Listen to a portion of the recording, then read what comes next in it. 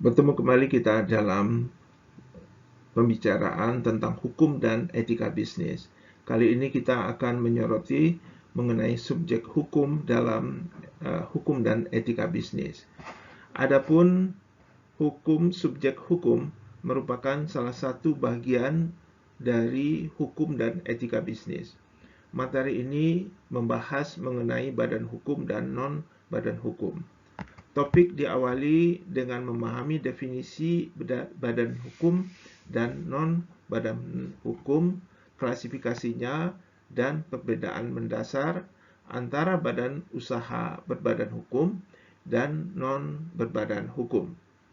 Hal ini bertujuan untuk memperdalam pengetahuan dasar terkait badan hukum dan non-badan hukum. Lalu dibahas pula kelebihan dan kekurangan kedua jenis badan hukum tersebut. Dengan adanya pengetahuan dasar, kelebihan dan kekurangan diharapkan peserta didik dan penonton semuanya mampu memahami dan memilih badan usaha yang tepat guna dipakai dalam praktik nyatanya. Penyajian berikut ini secara lebih detail akan disampaikan oleh penyaji kami, terdiri dari Anissa Ramada Nur Salim, Naura Tuddini, Fahri Salman Al-Farisi, Fadia Hamid. Penyajian ini tentunya akan memberikan pemahaman lebih jauh kepada penonton semuanya, di mana penyajian ini kami sampaikan dari program studi akuntansi Fakultas Ekonomi Universitas Negeri Jakarta tahun 2024. Selanjutnya mari kita saksikan bersama penyajian tersebut dan selamat menonton. Terima kasih.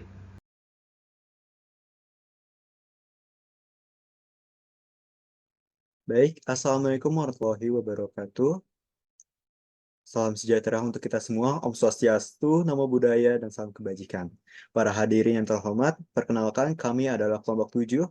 Kami terdiri dari Anissa Ramadan Nursalim, Naura Tudini, Fadia Hamid, dan saya sendiri, Fahri Salman Al-Farisi.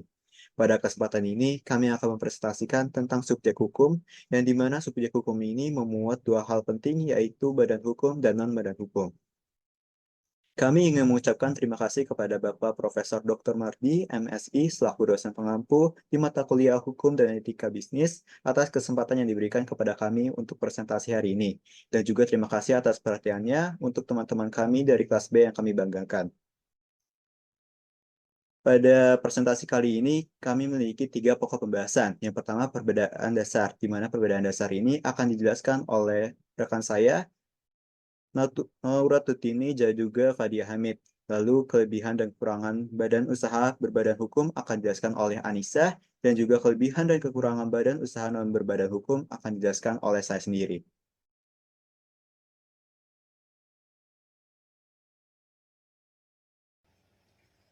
Assalamualaikum warahmatullahi wabarakatuh. Perkenalkan, nama saya Fadia Hamid dengan NIM 17066231107.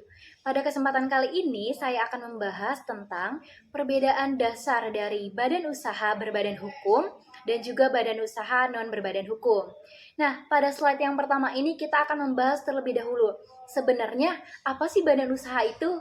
Oke, jadi badan usaha merupakan setiap bentuk usaha yang menjalankan setiap jenis usaha yang bersifat tetap dan terus-menerus dan yang didirikan serta berkedudukan dalam wilayah NKRI loh. Nah, untuk tujuannya apa sih badan usaha ini? Yaitu untuk memperoleh keuntungan ataupun laba.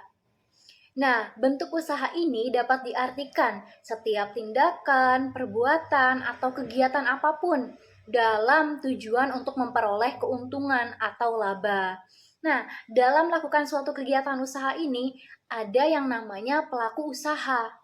Jadi, dalam menjalankan badan usaha atau perusahaan di Indonesia, pelaku usaha ini yang melakukan kegiatan usaha atau bisnis di Indonesia. Istilah pelaku usaha dapat ditemui nih dalam Undang-Undang Perdagangan. Yang dimaksud pelaku usaha adalah setiap orang perseorangan warga negara Indonesia atau badan usaha yang berbentuk badan hukum atau bukan badan hukum yang didirikan dan berkedudukan dalam wilayah hukum Negara Kesatuan Republik Indonesia yang melakukan kegiatan usaha di bidang perdagangan. Oke, setelah kita tahu nih, apa sih pengertian dari badan usaha itu? Nah, ternyata dari badan usaha ini dibagi lagi loh menjadi dua. Ada badan usaha yang berbadan hukum dan ada juga badan usaha non-badan hukum. Nah, pada slide berikutnya kita akan bahas lebih jelas lagi dari masing-masing badan usaha tersebut.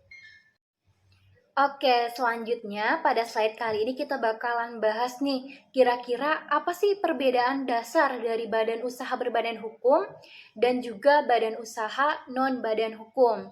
Nah, di sini jadi ada tabel di sebelah kiri yang berbadan hukum dan di sebelah kanan yang non-berbadan hukum.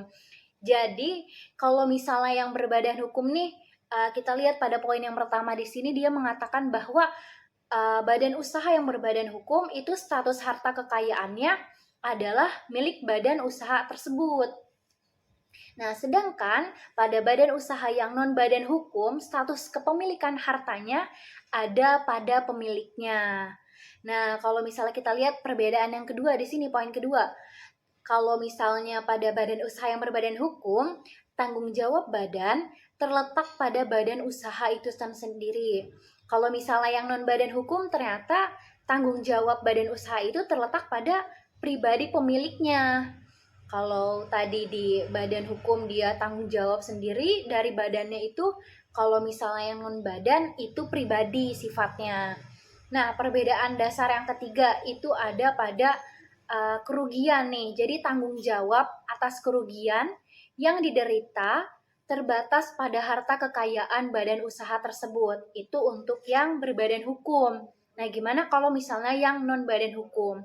Nah, kalau misalnya yang non-badan hukum, kerugian yang dialami oleh badan usaha tersebut harus ditanggung nih oleh pemilik secara pribadi dan bahkan sampai ke harta pribadinya. Jadi di sini kelihatan jelas banget perbedaannya. Kalau badan hukum itu sifatnya berkaitan dengan badan usaha itu sendiri. Nah, kalau misalnya non badan hukum itu berkaitan dengan pribadi atau individu pemiliknya. Oke, selanjutnya nih setelah kita bahas badan usaha yang berbadan hukum dan non badan hukum, sebenarnya apa sih yang bisa nyebabin si perusahaan atau badan usaha tersebut bisa berbadan hukum dan tidak berbadan hukum? Apa sih emang syaratnya biar badan usaha tersebut tuh bisa menjadi berbadan hukum? Nah, jadi menurut Purwo Sujipto, dia mengemukakan nih beberapa syarat agar suatu badan dapat dikategorikan sebagai badan hukum. Nah, jadi di sini ada 3 keharusan yang bisa dilengkapi atau dipenuhi oleh suatu badan usaha agar badan usaha tersebut bisa menjadi berbadan hukum. Nah, poin yang pertama di sini syaratnya yaitu adanya harta kekayaan atau hak-hak dengan tujuan tertentu yang terpisah dengan kekayaan pribadi para sekutu atau pendiri badan itu. Jadi tegasnya ada pemisahan nih harta kekayaan perusahaan dengan kekayaan pribadi pada sekutu itu. Nah, lalu syarat atau keharusan yang kedua yang harus dipenuhi itu kepentingan yang menjadi tujuan adalah kepentingan bersama. Jadi bukan kepentingan perseorangan atau pribadi. Jadi di sini harus atas dasar kepentingan bersama karena bentuknya adalah badan hukum. Lalu keharusan yang ketiga yaitu harus adanya beberapa orang nih sebagai pengurus badan tersebut. Nah, setelah kita mengetahui nih 3 keharusan tersebut, jadi ketiga unsur itu merupakan unsur material atau substansif. Jadi bagi suatu badan hukum. Nah, kemudian juga terdapat beberapa persyaratan lain nih yang bersifat formal, yakni adanya pengakuan dari negara yang mengakui suatu badan adalah badan hukum.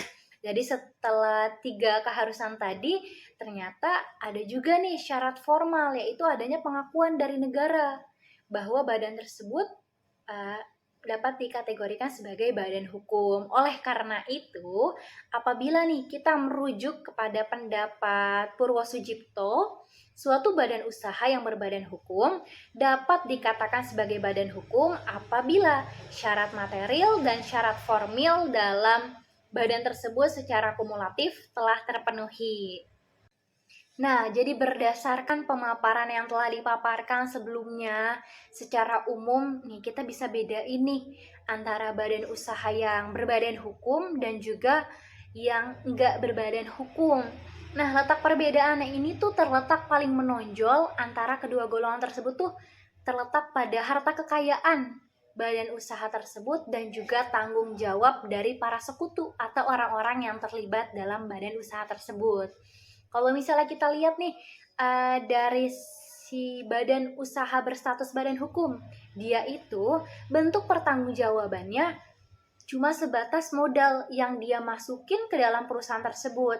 Nah, lain halnya sama badan usaha yang enggak berbadan hukum, bentuk pertanggungjawabannya itu enggak sebatas dia masukin modal ke perusahaan itu, tapi sampai ke harta pribadi pemilik atau pemilik badan usaha tersebut. Nah, badan usaha yang berbentuk badan hukum juga harus dibuatkan akte autentik di hadapan notaris serta membutuhkan pengesahan dan pengakuan menjadi subjek hukum dalam lalu lintas hukum. Jadi diberikan kedudukan sebagai badan hukum. Nah, dia juga memiliki kewenangan berada di tangan Kementerian Hukum dan Hak Asasi Manusia. Karena dengan perjanjian aja nggak cukup buat menjadikan dirinya sebagai subjek hukum untuk melakukan perbuatan hukum.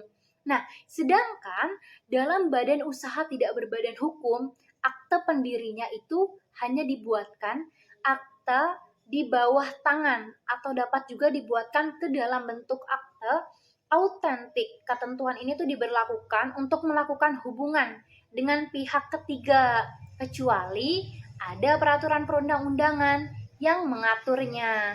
Nah, selanjutnya ada juga nih jenis-jenis dari badan usaha, baik yang berbadan hukum maupun yang non berbadan hukum.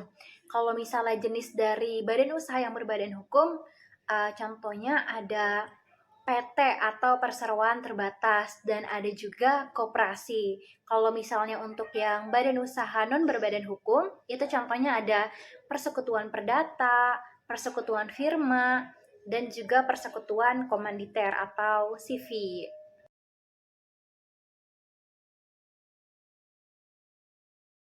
Baik, di sini yang pertama kali kita akan bahas adalah jenis dari perusahaan berbadan hukum.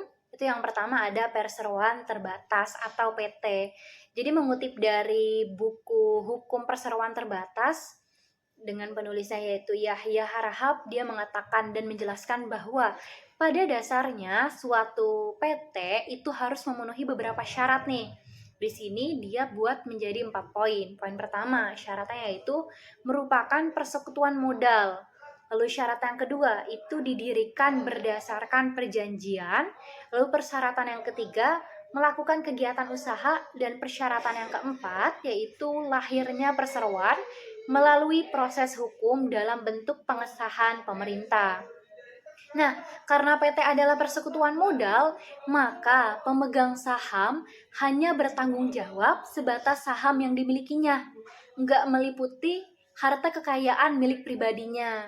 Nah, untuk terkait modal dasar, besarannya itu ditentukan berdasarkan keputusan para pendiri PT tersebut.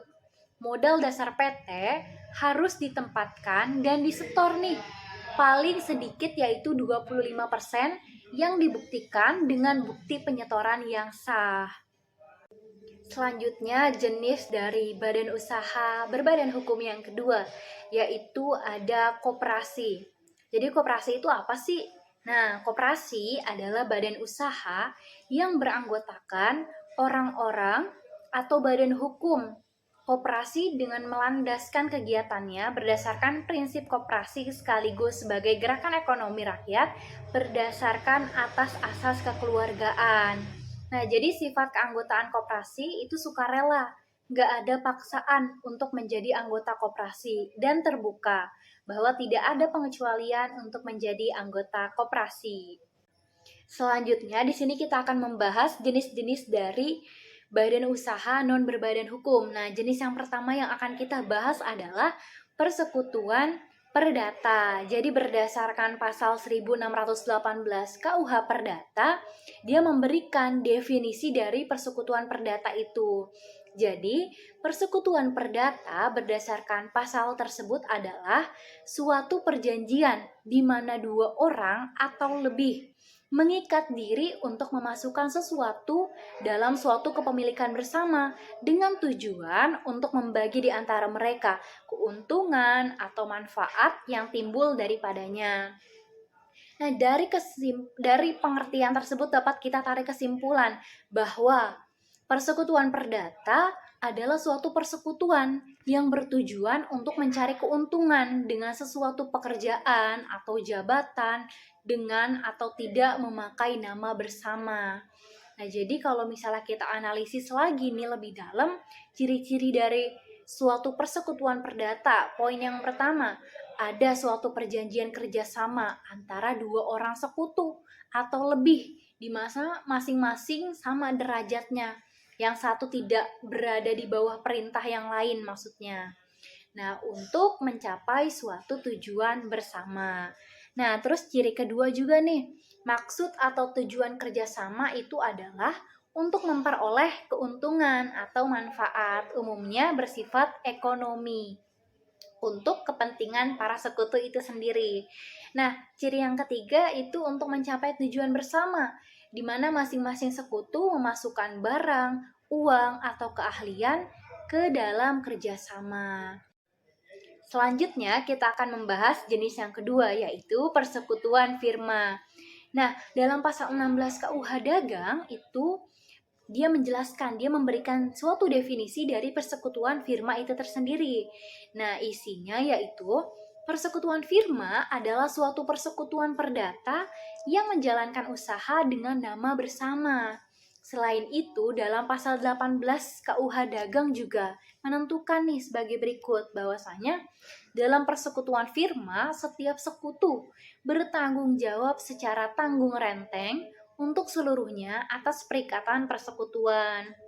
Nah, jadi dari kedua pasal tersebut, baik pasal 16 maupun pasal 18 KUH Dagang, kita dapat mengetahui ciri-ciri dari persekutuan firma. Yang pertama, suatu persekutuan perdata yang menjalankan usaha dengan nama bersama atau firma. Lalu ciri yang kedua, setiap sekutu bertanggung jawab secara tanggung renteng untuk seluruhnya atas perikatan persekutuan. Baik, selanjutnya kita akan membahas jenis yang terakhir atau jenis ketiga dari badan usaha non berbadan hukum, yaitu persekutuan komanditer atau biasa juga dikenal dengan CV. Jadi apa sih CV itu? Nah, CV adalah persekutuan yang didirikan oleh dua orang atau lebih, di mana salah satu pihak bertindak sebagai sekutu komanditer atau sekutu pelepas uang, dan sekutu lainnya bertindak untuk melakukan pengurusan terhadap CV. Nah, lebih lanjutnya tentang ketentuan CV ini bisa teman-teman cek pada pasal 19 KUHD. Adapun pengertian CV menurut pasal 1 angka 1, yaitu CV adalah persekutuan yang didirikan oleh satu atau lebih sekutu komanditer dengan satu atau lebih sekutu komplementer untuk menjalankan usaha secara terus-menerus. Jadi di sini saya akan menjelaskan tentang pemisahan kekayaan. Apa sih pemisahan kekayaan itu? Jadi pemisahan kekayaan itu adalah proses membentuk kekayaan yang berbeda yang dapat diterima dan diterima oleh pemilik si usaha tersebut. Dalam pemisahan kekayaan itu, aset yang dimiliki oleh pemilik usaha itu dibagi ada dua bagian. Yang pertama itu ada kekayaan yang bersangkutan dengan usaha, dan yang kedua itu ada kekayaan yang tidak bersangkutan dengan usaha atau non badan hukum. Nah, di sini ada aset yang dimiliki oleh pemilik usaha. Dia kan terbagi dua. Yang pertama ada kekayaan yang bersangkutan dengan usaha atau yang berbadan hukum, dan ada kekayaan yang tidak bersangkutan dengan usaha atau yang non berbadan hukum. Ini yang pertama ya, kekayaan yang bersangkutan dengan usaha.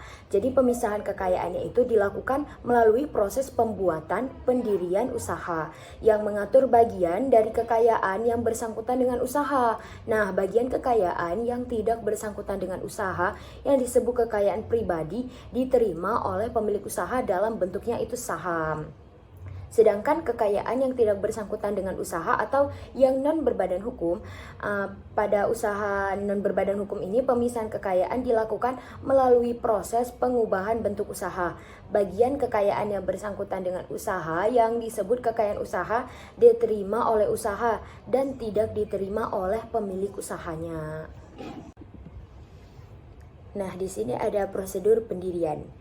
Jika badan usaha yang berbadan hukum, itu prosedur pendiriannya memerlukan pengesahan dari pemerintah terkait anggaran dasar dan akta pendiriannya.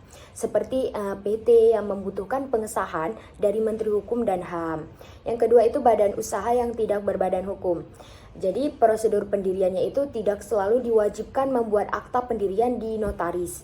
Jadi bisa didirikan dengan akta di bawah tangan atau bahkan secara lisan. Namun tetap disarankan untuk membuat akta pendirian di notaris untuk kepastian hukumnya. Oke, setelah sebelumnya kita udah ngebahas tentang perbedaan dasar mengenai badan usaha berbadan hukum dan badan usaha non badan hukum, maka sekarang saatnya kita untuk ngebahas tentang kelebihan dan kekurangan badan usaha berbadan hukum. Oke, langsung aja kita bahas ya. Oke, langsung aja kita bahas tentang kelebihan usaha berbadan hukum. Kelebihan usaha berbadan hukum itu ada 4. Yang pertama adalah perlindungan hukum, yang kedua ada akses ke sumber daya finansial, lalu yang ketiga ada kontinuitas usaha, dan yang keempat atau yang terakhir ada prestise dan kepercayaan. Nah, lanjut yang pertama itu adalah perlindungan hukum. Badan usaha berbadan hukum memberikan perlindungan hukum kepada pemiliknya dengan memisahkan entitas hukum perusahaan dari individu pemiliknya. Dalam struktur ini, tanggung jawab pemilik dibatasi hanya pada modal yang mereka investasikan dalam perusahaan tersebut, sehingga kekayaan pribadi mereka tidak terlibat dalam kewajiban atau risiko yang timbul dari kegiatan bisnis perusahaan.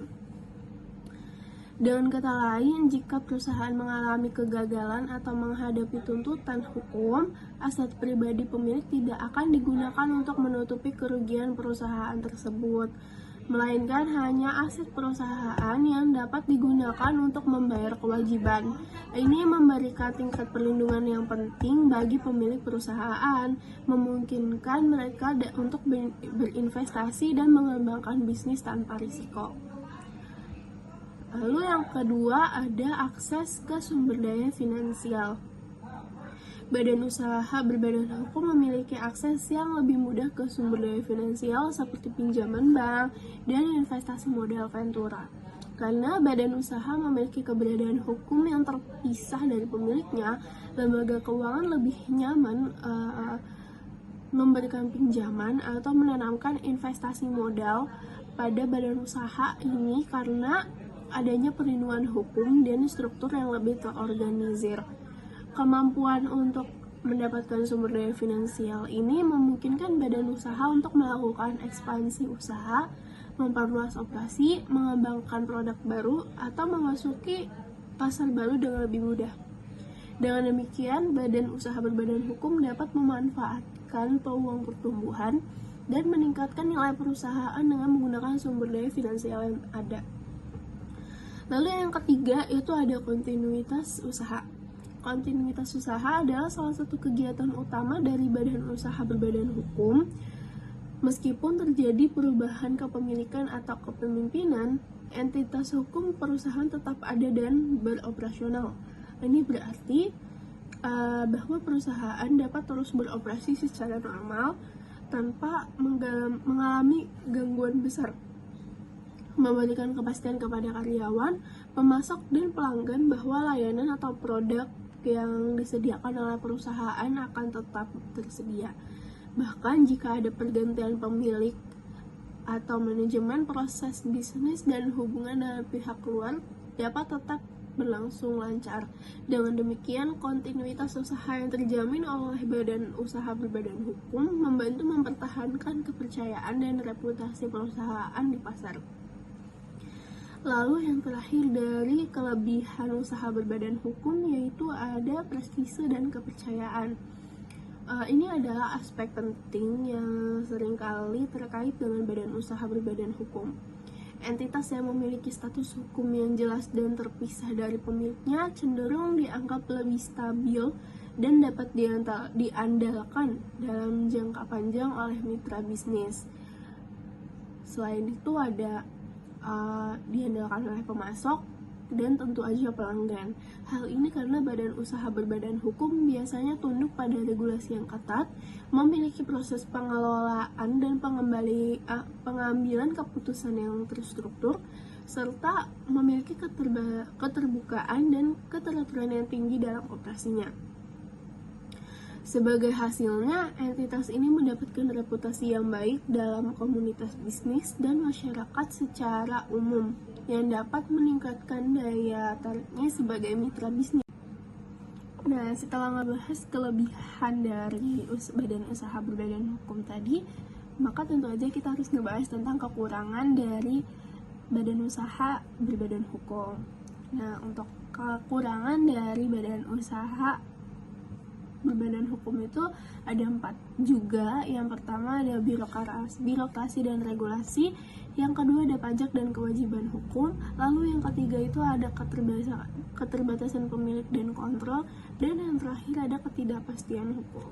Nah, langsung aja kita bahas yang pertama, yaitu birokrasi dan regulasi. Proses pendirian dan pengoperasian badan usaha berbadan hukum seringkali melibatkan birokrasi yang rumit dan persyaratan regulasi yang ketat, terutama tergantung pada yurisdiksi tempat perusahaan tersebut beroperasi.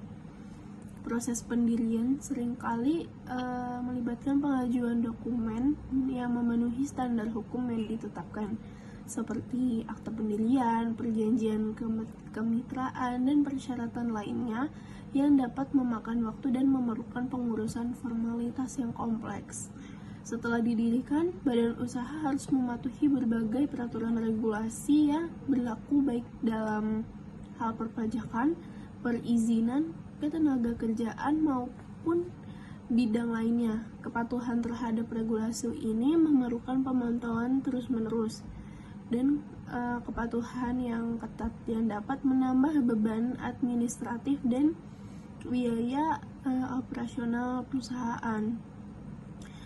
Juga terkadang perubahan dalam peraturan atau kebijakan pemerintah itu juga dapat mempengaruhi cara badan usaha beroperasi yang memerlukan adaptasi dan investasi tambahan untuk memenuhi persyaratan baru. Akibatnya, birokrasi dan regulasi yang kompleks dapat menjadikan tantangan besar bagi badan usaha berbadan hukum, mengharuskannya untuk mengalokasikan sumber daya yang signifikan untuk memastikan kepatuhan dan kelancaran operasional yang pada akhirnya dapat mempengaruhi efisiensi dan profitabilitas perusahaan. Lalu yang ketiga itu ada pajak dan kewajiban hukum. Badan usaha berbadan hukum tunduk pada pajak perusahaan yang mungkin lebih tinggi daripada pajak individu. Mereka juga memiliki kewajiban hukum yang harus dipatuhi secara ketat, seperti pelaporan keuangan dan pemenuhan persyaratan perundang-undangan. Pajak perusahaan meliputi berbagai jenis, seperti pajak pendapatan, pajak penjualan, dan pajak properti. Ketidakpatuhan terhadap kewajiban hukum ini dapat mengakibatkan konsekuensi serius, termasuk sanksi keuangan, gugatan hukum, dan pencabutan lisensi operasional perusahaan. Oleh karena itu, badan usaha berbadan hukum harus memastikan bahwa mereka memahami dan juga mematuhi semua kewajiban pajak dan hukum yang relevan untuk menjaga kepatuhan dan reputasi perusahaan. Lalu yang ketiga itu ada keterbatasan kepemilikan dan kontrol. Seperti yang sudah dijelaskan pada kelebihan dari badan usaha berbadan hukum, pemilik badan usaha berbadan hukum mungkin mengalami keterbatasan dalam kepemilikan dan pengendalian perusahaan karena adanya struktur kepemilikan yang terbagi-bagi, seperti pemegang saham dan juga dewan direksi. Hal ini mengakibatkan pemilik individu mengalami keterbatasan dalam mengontrol keputusan strategis dan operasional perusahaan. Biasanya kepemilikan saham yang tersebar dapat mengakibatnya adanya beragam kepentingan di antara pemegang saham yang mungkin memiliki tujuan dan agenda yang berbeda-beda. Lalu dalam situasi ini pemilik badan usaha berbadan hukum mungkin merasa terbatas dalam pengambilan keputusan dan pelaksanaan strategi bisnis yang diinginkan. Oleh karena itu penting banget bagi pemilik badan usaha berbadan hukum untuk memahami dan mengelola dinamika kepemilikan dan kontrol secara efektif guna memastikan kelangsungan dan pertumbuhan perusahaan. Lalu untuk kekurangan badan usaha berbadan hukum yang terakhir adalah ketidakpastian hukum.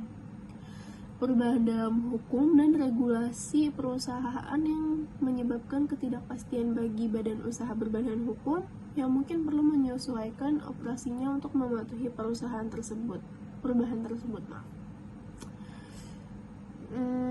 Ketidakpastian hukum ini dapat mengakibatkan kesulitan bagi badan usaha dalam merencanakan strategi bisnis, terutama strategi bisnis jangka panjang, dan mengelola risiko secara efektif. Badan usaha berbadan hukum mungkin perlu menyesuaikan operasinya untuk mematuhi perubahan hukum yang terjadi, baik itu dalam hal perpajakan, perizinan, ketenagakerjaan, atau bidang lainnya. Proses adaptasi ini dapat melibatkan biaya tambahan, baik itu dalam pengurusan administratif maupun investasi dalam teknologi atau infrastruktur baru. Oleh karena itu, manajemen risiko dan pemantauan terhadap perkembangan hukum yang relevan merupakan hal penting bagi badan usaha berbadan hukum untuk menghadapi ketidakpastian hukum dengan lebih baik dan menjaga kelancaran operasional perusahaan. Baik, kali ini saya akan membahas mengenai kelebihan dan kekurangan badan usaha non-berbadan hukum. Pada bagian ini saya akan membaginya menjadi 4 bagian. Bagian pertama adalah kelebihan dari non-badan hukum. Lalu ada kekurangan non-badan hukum, strategi menutupi kekurangan non-badan hukum, dan juga yang terakhir adalah transisi dari non-badan hukum ke badan hukum. Baik, saya akan lanjutkan. Kelebihan badan usaha non-hukum. Terdapat 5 poin yang ada di sini. Yang pertama adalah proses pendirian yang mudah dan cepat. Non-badan hukum memiliki proses pendirian yang mudah dan juga cepat karena tak memerlukan akte pendirian resmi di hadapan notaris. Pengusaha juga bisa memulainya dengan kesepakatan lisan sederhana antara pendiri. Dan juga hal inilah yang menghemat waktu dan biaya dibandingkan badan usaha berbadan hukum yang memerlukan proses pengurusan izin dan legalitas yang lebih rumit. Lalu ada biaya operasional yang rendah. Badan hukum akan memiliki biaya yang rendah karena badan ini tidak memiliki kewajiban, biaya legalitas, dan administrasi yang kompleks, seperti badan usaha berbadan hukum yang lainnya. Lalu yang ketiga ada fleksibilitas yang tinggi. Badan hukum memiliki struktur organisasi dan kepemilikan yang lebih fleksibel daripada badan hukum biasanya. Biasanya badan hukum itu memiliki struktur yang lebih rumit dan juga memiliki kepemilikan pendirian itu yang dibagi-bagi dengan pemilik saham. Lalu dengan kelebihan ini, pengusaha bisa dengan mudah menyesuaikan pembagian tugasnya dan juga pengambilan keputusan tanpa terikat aturan formal. Lalu yang keempat ada potensi keuntungan tinggi. Sebelumnya saya telah menyebutkan bahwa ada biaya operasional yang rendah. Dengan biaya operasional yang rendah, pastinya sebuah keuntungan akan terikat dengan lebih tinggi atau mendapatkan perolehan atau potensi keuntungan yang bisa lebih besar daripada sebelumnya. Selain itu, seluruh pendapatan akan jadi milik pendiri tanpa dipotong biaya administrasi badan usaha. Lalu yang terakhir, kelebihannya adalah kemudahan dalam pengambilan keputusan. Nah, tanpa struktur birokrasi yang berlibat dan juga pendirian yang bisa dibagi dengan yang punya saham atau investor, pengambilan keputusan bisa lebih cepat dan efisien. Ini penting untuk bisnis yang bergerak di lingkungan yang dinamis dan juga membutuhkan respon yang cepat.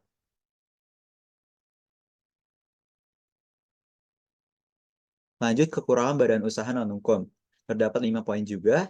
Yang pertama adalah tanggung jawab pribadi. Dalam non-badan hukum, tanggung jawab dipegang oleh pendiri. Karena tak ada pemisahan harta benda, maka kekayaan pribadi maka kekayaan pribadi pendiri menjadi jaminan atas seluruh utang dan juga kewajiban milik usaha. Nah, misalnya jika terjadi kerugian, maka aset pribadi bisa disita untuk menutupi kekurangan dari kerugian tersebut. Lalu poin kedua adalah kesulitan memperoleh kredit.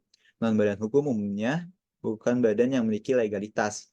Mereka memiliki legalitas tapi tidak tinggi ataupun terikat dengan hukum yang berbeda dengan badan hukum lainnya yang biasanya mereka memiliki legalitas yang tinggi dan juga terikat dengan hukum. Karena hal ini, bank atau lembaga keuangan biasa mensyaratkan badan usaha berbadan hukum untuk pengajuan pinjaman. Tanpa adanya legalitas formal, kredibilitas usaha menjadi rendah dan peluang mendapatkan kredit juga berkurang. Lalu yang ketiga ada keterbatasan akses pasar. Dengannya kurang legalitas, dengan kecilnya usaha pada non-badan hukum akan membatasi badan untuk mengakses pasar lebih luas. Hal inilah yang membuat beberapa tender atau proyek besar mensyaratkan peserta sebagai badan usaha berbadan hukum yang biasanya memiliki badan usaha lebih besar dan juga memiliki legalitas yang lebih tinggi. Lalu, kelemahan yang keempat adalah keberlangsungan usaha tidak terjamin. Kelangsungan usaha bergantung pada kesepakatan pendiri. Hal inilah yang jika terjadi perselisihan atau salah satu pendiri meninggal, kelanjutan usaha bisa terancam. Selain itu, tidak ada kepastian apakah non-badan hukum ingin melanjutkan kontinuitas atau tidak. Lalu yang terakhir adalah kesulitan dalam transfer kepemilikan. Proses pengalihan kepemilikan usaha non-badan hukum lebih rumit. Dalam mengganti kepemilikan dibutuhkan kesepakatan semua pendiri dan bisa jadi memicu perselisihan jika pembagian kepemilikan baru tak disetujui oleh semua pihak. Strategi menutupi kekurangan non-badan hukum. Yang telah saya sebutkan tadi ada kekurangannya, tapi pastinya sebuah badan atau usaha pastinya ingin menutupi kekurangan tersebut. Non-badan hukum seperti firma, perseorangan, dan CV memang menawarkan fleksibilitas dan kemudahan dalam pendiriannya. Namun di balik kemudahan tersebut pastinya terdapat beberapa kekurangan yang perlu dipertimbangkan. Seperti yang telah saya sebutkan sebelumnya, berikut ada 4 strategi yang dapat diterapkan untuk menutupi kekurangan non-badan hukum.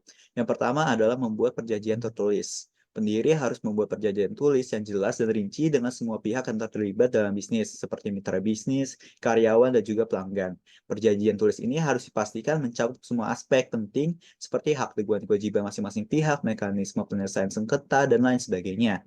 Dengan adanya perjanjian tertulis ini, diharapkan dapat membantu non-badan hukum untuk meningkatkan kepastian hukum dan minimalkan risiko terjadinya perselisihan di kemudian hari, ataupun juga misalnya untuk minimalisir terjadinya penipuan yang dilakukan oleh pihak lain atau mitra lainnya. Lalu yang kedua adalah membangun jaringan dan kerjasama.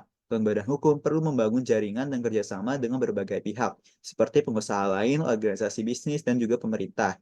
Selain itu, kerjasama dengan pihak lain dapat membantu meningkatkan kredibilitas dan juga akses non-badan hukum terhadap berbagai sumber daya yang lainnya. Selain itu, jaringan dan kerjasama yang luas juga dapat membantu non-badan hukum dalam mendapatkan peluang bisnis baru dan juga memperluas bisnisnya.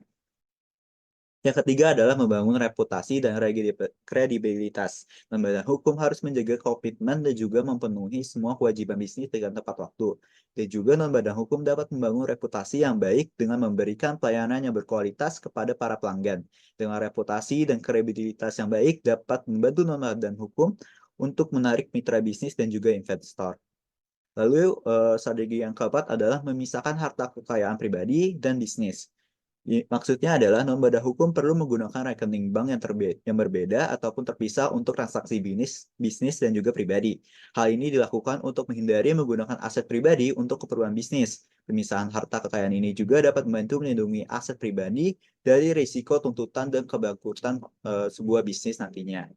Lalu yang kelima adalah memanfaatkan layanan konsultan dan juga ahli dalam bidang yang terkait dalam sebuah bisnis. Yaitu adalah non-badan hukum perlu lakukan konsultasi dengan ahli hukum, akuntan, dan juga profesional lain untuk mendapatkan saran dan juga bantuan dalam mengelola sebuah bisnis. Konsultan dan para profesional yang terlibat dalam mengelola bisnis dapat membantu non-badan hukum dalam mengatasi berbagai permasalahan dan juga meningkatkan efektivitas operasional bisnis. Itulah strategi untuk menutupi kekurangan non-badan hukum. Baik, dilanjutkan dari transisi dari non-badan hukum ke badan hukum. Terdapat 4 poin. Yang pertama adalah persiapan. Dalam bagian persiapan ini, non-badan hukum harus menentukan jenis badan hukum yang sesuai dengan struktur dan tujuan organisasi. kita harus mempertimbangkan keuntungan dan kerugian dari setiap jenis badan hukum. Lalu di bagian persiapan ini juga kita harus juga menyiapkan dokumen yang diperlukan untuk pendirian badan hukum, seperti akta pendirian, anggaran dasar, dan daftar pengurus. Lalu kita juga harus melakukan permohonan izin usaha. Kita mengajukan permohonan izin usaha ke kementerian atau lembaga terkait. Untuk dokumen itu sendiri yang diperlukan adalah akta pendirian, anggaran dasar, daftar pengurus, surat izin usaha perdagangan atau SIUP, ada juga tanda daftar perusahaan atau TDP, ada juga nomor pokok wajib pajak dan PWP, ada surat keterangan domisili usaha, SKDU, dan juga dokumen lain yang mungkin diperlukan, seperti izin usaha khusus, sertifikat kompetensi, dan lain sebagainya. Lalu yang kedua adalah pendirian badan hukum. Pengesahan akta pendirian harus dilakukan untuk melakukan pendirian badan hukum. Akta pendirian harus disahkan oleh notaris dan Kementerian Hukum dan Hak Asasi Manusia atau Kemenkumham. Lalu harus melakukan pengumuman di berita negara. Pengumuman di berita negara diperlukan untuk sahnya badan hukum. Selain itu, kita harus mendaftarkan ke kantor pelayanan pajak atau KPP untuk mendapatkan MPWP dan nomor induk berusaha jika misalnya tidak memiliki MPWP. Dan juga kita harus memiliki NIB atau nomor induk berusaha. Lanjut yaitu transisi operasional. Pembukaan rekening bank, kita perlu membuka rekening bank atas nama badan hukum yang baru ini. Kita juga harus pindahkan aset dan kewajiban dari non-badan hukum ke badan hukum yang baru ini. Lalu kita harus memberitahukan ke mitra bisnis, pelanggan, dan pihak terkait tentang perubahan status badan hukum yang sebelumnya non-badan hukum menjadi badan hukum. Lalu yang keempat adalah pemenuhan kewajiban. Di sini non-badan hukum yang telah menjadi badan hukum harus melakukan pembukuan dan pelaporan pajak sesuai dengan peraturan yang berlaku. Di sini juga perlu melakukan penyampaian laporan tahunan yang harus dilakukan ke Kemenkumham. Dan juga yaitu ada melakukan ketaatan terhadap regulasi ataupun perubahan yang terjadi pada sebuah peraturan. Di sini sebuah non-badan hukum yang telah menjadi badan hukum harus mematuhi semua peraturan dan regulasi yang berlaku untuk badan hukum nantinya. Mungkin ada pertanyaan mengenai bagaimana apa yang terjadi dengan badan non-hukum yang telah menjadi badan hukum. Apakah badan hukum itu otomatis bubar atau gimana? Ada 4 kemungkinan yang bisa kita kaitkan. Yang pertama adalah badan non-hukum itu akan melakukan peleburan. Badan non-hukum dilebur ke dalam badan hukum baru. Maksudnya itu, aset dan kewajiban badan non-hukum akan dialihkan ke badan hukum baru. Keanggotaan badan non-hukum otomatis juga akan menjadi anggota badan hukum baru. Jadi non-hukum badan akan masuk menjadi badan hukum. Ini benar-benar diubah atau ditransisi. Lalu lanjut lagi ada pembubaran, yang maksudnya di sini pembubaran adalah badan non-hukum akan dibubarkan setelah transisi ke badan hukum baru. Aset dan kewajiban badan non-hukum akan diselesaikan dan juga keanggotaan badan non-hukum akan dihentikan. Nah, di bagian pembubaran ini, non-badan hukum akan dibubarkan tanpa adanya kelanjutan dari non-badan hukum, dan hal ini akan membuat badan hukum ini menjadi sebuah perusahaan baru. Lanjut terus, kalau misalnya ada kemungkinan juga badan non-hukum ini juga terus berjalan berdampingan dengan badan hukum. Hal ini mereka bisa melakukan hal ini apabila terjadi ketika badan non-hukum memiliki tujuan sosial atau budaya yang tidak dapat dipenuhi oleh badan hukum. Biasanya non-badan hukum ini merupakan sebuah yayasan ataupun sebuah badan yang memang tidak memiliki tujuan untuk mendapatkan profit. Berbeda jauh dengan badan hukum. Jika memang pendiri ingin membuat sebuah perusahaan yang memiliki dua tujuan berbeda, maka ada kemungkinan bahwa badan non-hukum ini akan tetap berjalan berdampingan dengan badan hukum yang baru, yang memiliki peran dan juga tanggung jawab yang berbeda. Lalu yang terakhir adalah ada kemungkinan juga bahwa badan non-hukum ini akan dibentuk menjadi bentuk yang lain seperti koperasi atau yayasan. Hal ini biasanya terjadi ketika badan hukum ingin mendapatkan manfaat dari badan hukum tertentu lainnya. Berikut akhir penjelasan dari saya.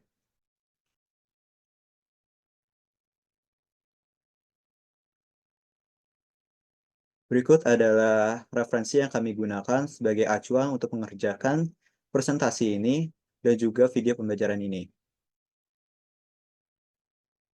Terima kasih atas perhatiannya. Mohon maaf apabila ada kekurangan dalam presentasi kami. Kami tutup. Wassalamualaikum warahmatullahi wabarakatuh.